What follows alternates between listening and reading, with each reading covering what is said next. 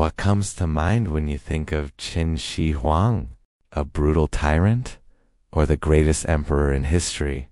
We know him as a ruthless ruler or a legendary unifier.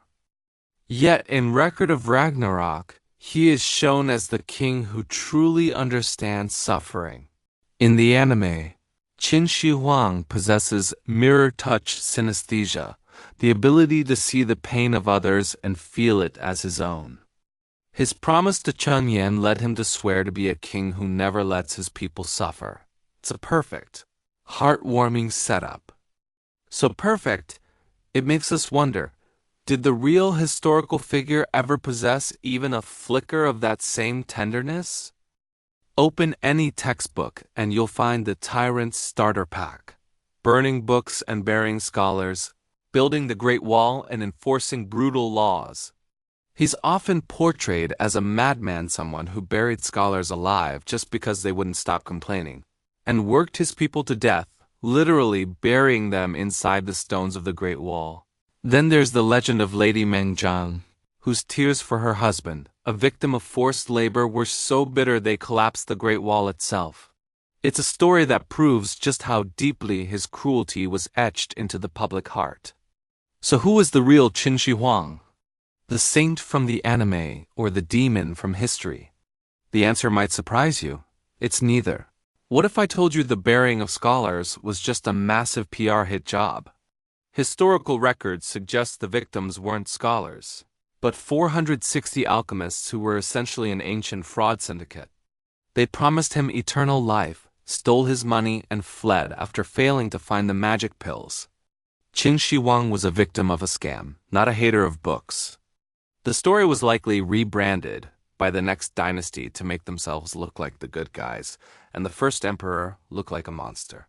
As for the burning of books, he didn't burn everything. Texts on medicine and agriculture were spared, and the royal scholars kept their own copies. The person who actually burned the imperial library to the ground?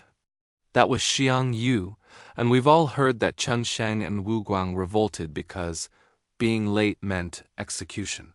But the Shuhu Qin bamboo texts, discovered by archaeologists, tell a different story. The penalty for being late was just a fine, not death. It's likely they lied to start their rebellion. He was strict, yes, but he was a ruler obsessed with the rule of law, not a mindless serial killer. The pain in the anime may be fictional, but it's a powerful metaphor for the emperor's inner reality, extreme insecurity. His relentless drive to unify the script, the currency, and the weights and measures, along with the Great Wall, were massive burdens that cost many lives back then. But these growing pains of a nation ended up benefiting countless generations for thousands of years. Why was he so obsessed with death? Growing up as a hostage in an enemy state, he spent his entire life fighting the fear of being consumed. He executed those alchemists not because he was a madman, but because he loathed betrayal and deception above all else. He was like a high-efficiency, low-EQ CEO. In his obsession with the company's survival, he pushed his employees to the breaking point only for his successor to ruin everything he built.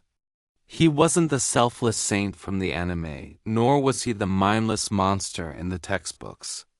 He was a lonely soul who possessed the power of a god, yet carried the fears of a mortal.